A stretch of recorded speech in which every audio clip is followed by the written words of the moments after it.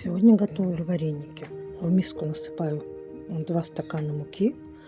К муке добавляю соль и растительное масло. И стакан кипятка. Замешиваю тесто. Сначала ложкой, потом немножко, когда остынет, руками. Если нужно, подсыпаем еще муки. И все. Готовлю. Вареники делаю. У меня с картошкой и с капустой. Варю. И тесто получается эластичное, хорошее. Ни один вареник не развалился. Попробуйте.